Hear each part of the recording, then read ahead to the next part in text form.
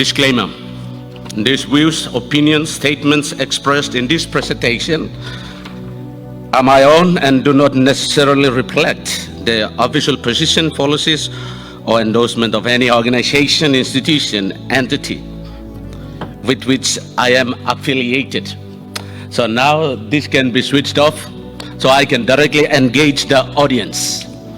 Because the journey that we are about to embark on is going to be a very challenging one and a thought-provoking one. Protocol has already been established, and I am so conscious of time, I need not to repeat protocol. So just allow me to proceed to the presentation that I have here. The topic: dethrone the king, declare Papua New Guinea a republic, and appoint a president as head of state. I have got so much to talk about this. There's a book coming out, please to look out for it and pick up. CPC report, chapter 7. This is what our constitutional father said. We believe that there is no reason why the people of Papua New Guinea should have to adopt this foreign idea. Neither kings and queens, nor governor generals or presidents have any traditional place in our society. This does not mean, of course, that we should not accept the British monarch, at present Queen Elizabeth II, as head of the Commonwealth. If Papua New Guinea joins the Commonwealth, we would still wish to show our respect and affection, and to welcome her and her family with our traditional hospitality. But that is a different thing from actually vesting the executive power of Papua New Guinea in the Queen, in a representative, or in a president as head of state. Our founding fathers didn't like the idea of head of state. They wanted to serve amongst the three arms of government. So my question to you is, whose idea is it? That was never our idea. The idea of monarchy is incompatible with Melanesian culture. We didn't have kings and queens. So whose idea was it?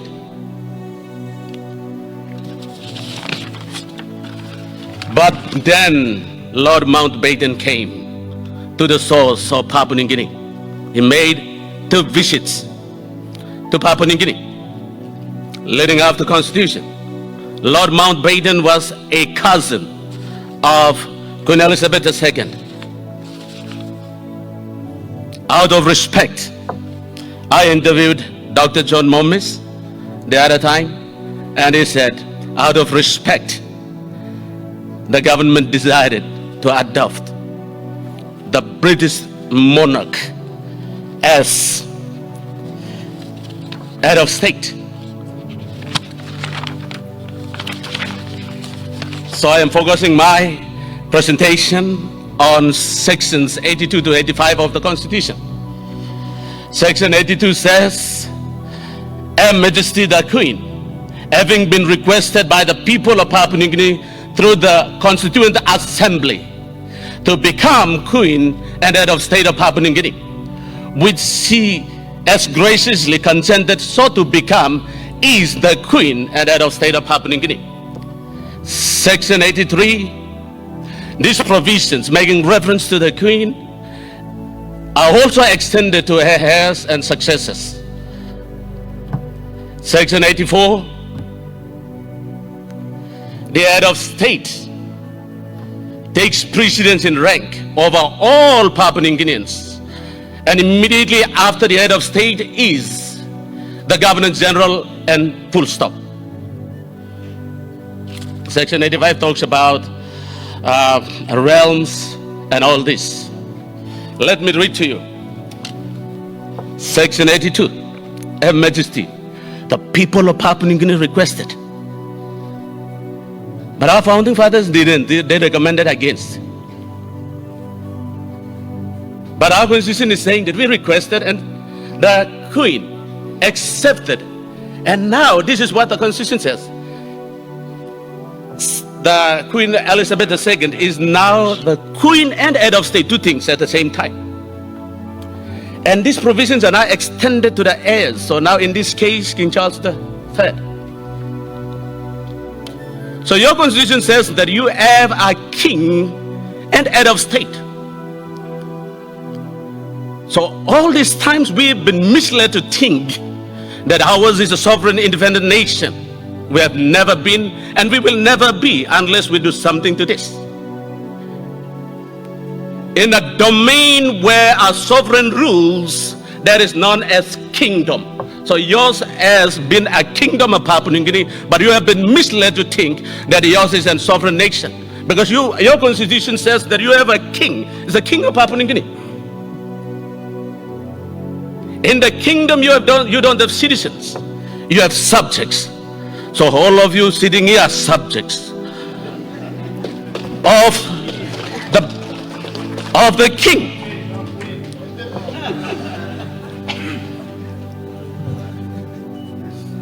And a territory where a domain where king exercises his jurisdiction, that is not a sovereign territory. It is a realm. And your constitution, section 85, correctly says that it is, Papua New Guinea is one of the realms of Her Majesty. And this is correctly acknowledged by the royal website,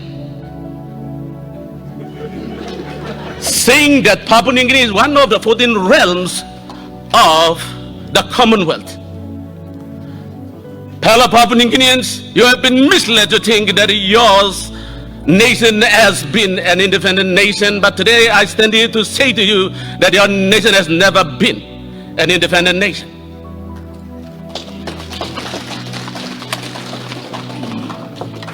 Look at it.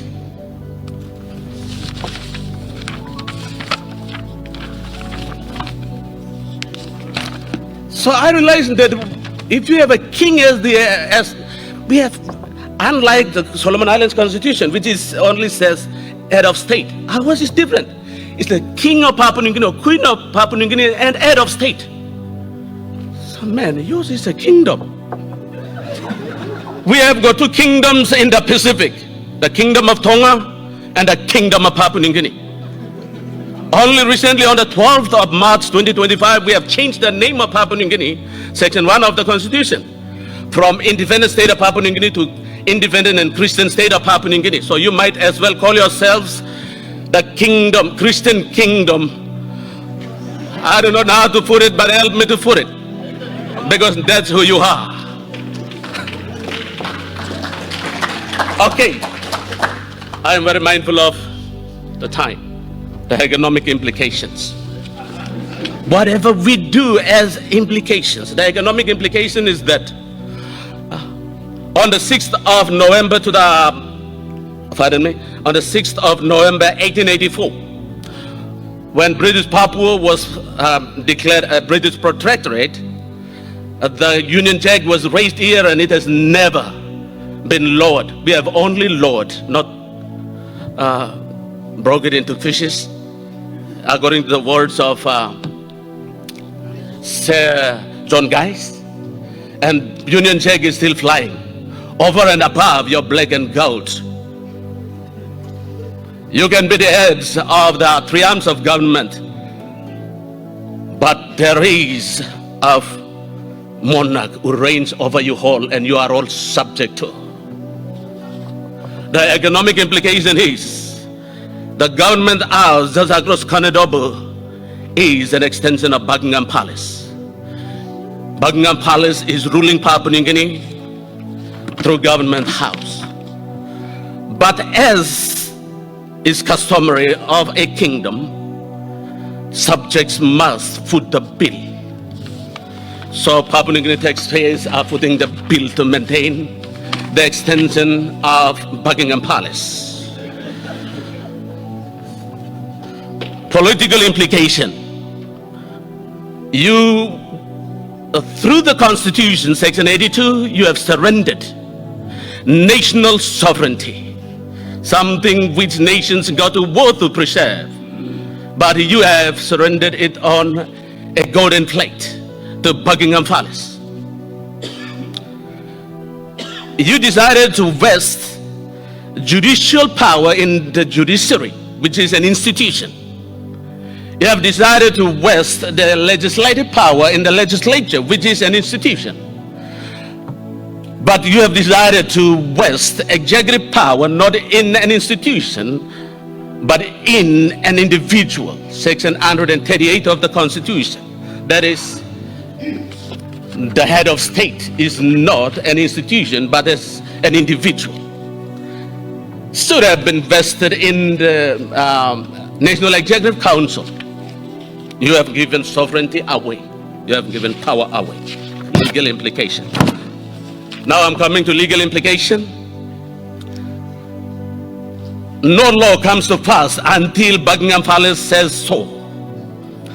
No legal instrument has legal validity unless Buckingham Palace says so. All your departmental heads, you can make the recommendation, but Buckingham Palace appoints them. There's an extension down there. You can go across there and see it. You don't have to take a flight after learn it. It's too long.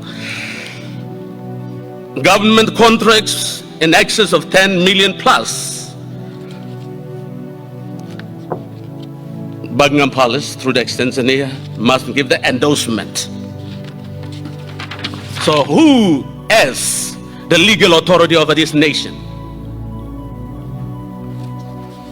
You have given several things away. Power. I'll come to you, the spiritual implication. Dethrone 28:18 says, you must be the head and not the tail. Papua New Guinea decided to be the tail and not the head. They gave the head away. Blessings flow from the head down. That's Psalms 133. If blessings flow from the head down, then your blessings must go to Buckingham Palace, then come here. It functions on the same principles as television signal. State of origin could be played down there, but it is picked up by the satellite up there and then redirected to you here. Isho traded his birthright by word of mouth. PNG traded his sovereignty by act of legislation or law. Who is our greatest sinner here? I ask, why didn't God bless the children of Israel in Egypt? Because they were under head. This must be the reason why your August 26 prayers are not answered. Maybe because God can't identify you. You are a colony of the British Empire. That is who you are. International trend. Only few countries retain the British monarch as head of state, and PNG is one of them. The rest have removed the monarch as head of state. Latest being Barbados on 30th November 2021. That's a country in Central America, and the trend is growing. PNG, after you now. Economic trend among former British colonies who are now republics. India, they have an Indian president, not the British monarch as head of state. They did once before, but they decided to change that. It's now the 5th largest economy in the world and is growing. I've got 1 minute. They unseated their own colonial master to become the 5th, and they are growing their own course to become the 3rd largest economy within the next few years. Fiji, they did have a monarch as head of state before, but now they have a republic. Malaysia, and of course Singapore, they are developed economies and they are republics. PNG, you are a constitutional monarchy. Ethnicity and cultural ties. Canada, according to my research, 2021 census, there are about 38.8% of British origin. Australia, 33% British origin. New Zealand, 47.8%. These are British uncles, cousins. They are living in different geographical locations. But Papua New Guinea, tell me what's the percentage? You are not connected culturally. You are not connected by ethnicity. like Moses leading the people out of Canaan, settling them in out of Egypt, settling them in Canaan, and now telling them, writing a letter back to Pharaoh and say, you become the head over us.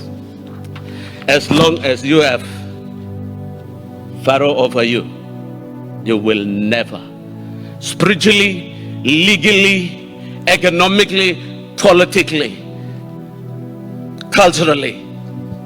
However, my conclusion is this: dethrone the king, declare Papua New Guinea a republic, and appoint a president as head of state following the Fijian and Indian models of republic. And the executive power, legislative power, and the judicial power may remain the same. Change the name, transfer the same powers and the functions to a president. Ladies and gentlemen, thank you so much for your attention. There's a book coming out by the same title. Read it. And I have got a disclaimer that all these views are my own, and I believe I am empowered by Section 46 of the Constitution to say what I say here as a Papua New Guinean. So thank you so much. God bless you all. Thank you. Thank you, Mr. Gonol, for a very thought-provoking, engaging conversation there. Basically driving home the message that our sovereignty is